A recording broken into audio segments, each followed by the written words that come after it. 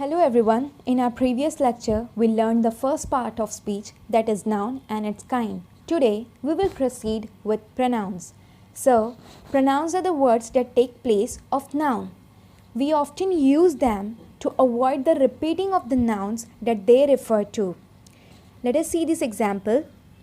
John ran so fast, he seems to be a good runner. In this sentence, I have not repeated the proper noun again. If I would have repeated, the sentence would have been like this. John ran so fast, John seems to be a good runner. So, for not repeating this name again, we have used a pronoun he. So, what is the work of the pronoun? Pronoun helps us in avoiding the repetition of the same nouns over and over again. Well, we also noticed that pronouns have different forms for the different way we use them. Let us now underline the pronouns in this following paragraph. Anya and her brother are going to their grandmother's house. She is called Stella. Though she is 80 years old, she cooks for her grandchildren herself when they visit her. She loves each of them very much. The big house that she lives in is hers. Here we see in this sentence that there are different pronouns like her, she, herself, they, theirs, them, hers, and these different pronouns are playing their roles in their different ways. Now, these roles that these pronouns play are called as the types of pronouns. So, we see that pronouns are being categorized into 9 different types. Let me read it. The first one is the personal pronoun, possessive pronoun, reflexive pronoun, emphatic pronoun, interrogative pronoun, relative pronoun, demonstrative pronoun, distributive pronoun, and indefinite pronouns. Now let us study these types of pronouns briefly. The first type of pronoun is the personal pronouns. So the personal pronouns are used in place of the names of people and things. We should also note that if the personal pronoun is the doer of the action, then it will be called as the subject pronoun. But if the personal pronoun is the receiver of the action, then it will be called as the object pronoun. Let us clear this with the given example. Here in the first example, she gave the book to him. In this example, she is the personal pronoun, but also she is the doer of the action. She is doing the action of giving the book. So, this she will become the subject pronoun.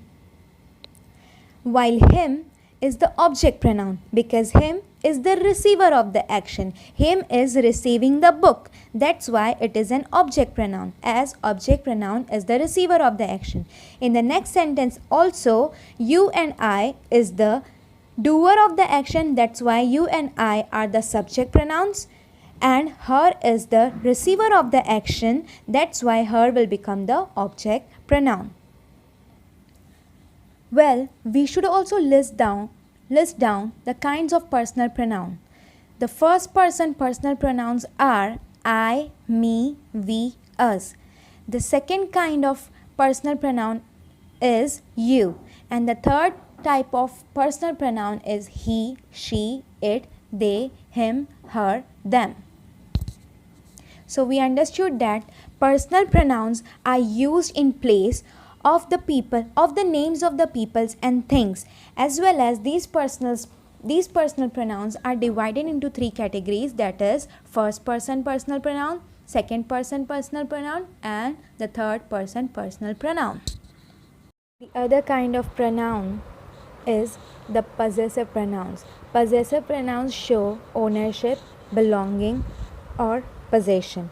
They tell us who or what some things belong to. For example, Suresh and Reena have 2 cars.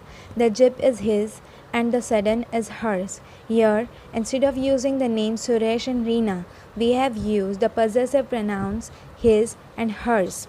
Why these are the possessive pronouns? Because these pronouns are showing the possession, showing the belonging of Suresh and Reena. For example, the jeep is the belonging of Suresh. So instead of using Suresh's jeep, we have used the jeep is his. Likewise, the sedan is the belonging of Reena. So instead of using Reena's sedan, we have used the sedan is hers. So what is the role of possessive pronouns? Possessive pronouns shows the ownership by using these words mine, ours, his, hers, yours, theirs. In the previous example also we have seen the big house that she lives in or the grandmother lives in is hers. Here the pronoun played the role of the possessive pronouns. Hers has played the role of the possessive pronouns. It should also be noted that its is never used as a possessive pronouns. For example, this is the dog's bone. This is its. This sentence is incorrect. Instead, we should use or write this kind of sentence. This is the dog's bone. It belongs to him. Here in this sentence, we have used it and him as the possessive pronouns. We should also note that we should not use apostrophe before s in hers, yours, theirs and hers. Like we have used apostrophe in the possessive nouns. For example, it is Jack's car. So in that we have used the apostrophe s. But in possessive pronouns, we should not add the apostrophe before this s. Next we have reflexive pronouns. So reflexive pronouns are used when the action of the subject turns back on the subject itself. When the action of the subject turns back on the subject itself. For example, the boy painted the window himself, and it's the boy is the subject. The doer of the action is the subject. Here in the sentence, the boy is the subject who has painted the window, the object as the window. How he painted? He has painted the window himself. It means himself is the reflexive pronoun. This himself is reflecting the action of the boy, is reflecting the action of painting which has been done by the boy. That's why himself is a reflexive pronoun. In the another example, I made myself a bowl of pasta. Myself is the reflexive pronoun because the action is being done by myself. The action of making pasta is being done by myself. That's why myself is the reflexive pronoun. Myself is the action which is reflecting. Myself is the pronoun which is reflecting the action of making a bowl of pasta. These are the list of the reflexive pronouns: myself, yourself, yourselves, himself, herself, oneself, itself, ourselves and themselves. Coming on to emphatic pronouns. So emphatic pronouns are the pronouns that emphasize the noun or subject they refer to. They are the same pronouns which are classified as reflexive pronouns, but they differ from them in the usage. We need to understand the difference between the reflexive pronoun and the emphatic pronoun. Emphatic pronouns are also myself, yourself, yourselves, himself, herself, etc. But emphatic pronouns emphasize the subject, while reflexive pronouns refer back to the subject. This is the major difference between the reflexive pronoun and the emphatic pronoun. Let us understand this by example of emphatic pronouns.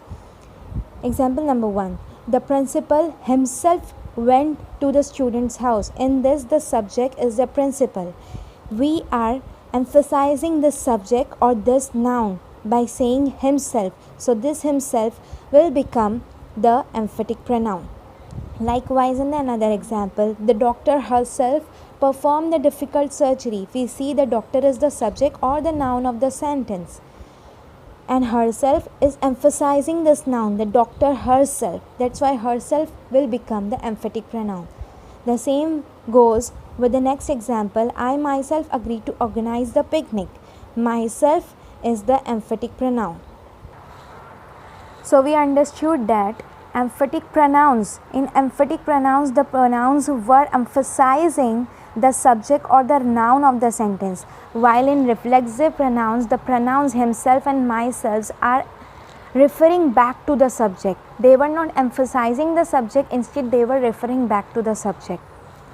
Though we use the same words or same pronouns like myself, yourself, himself, herself, etc. in both reflexive pronouns and emphatic pronouns, but they play a very different role in each of their work.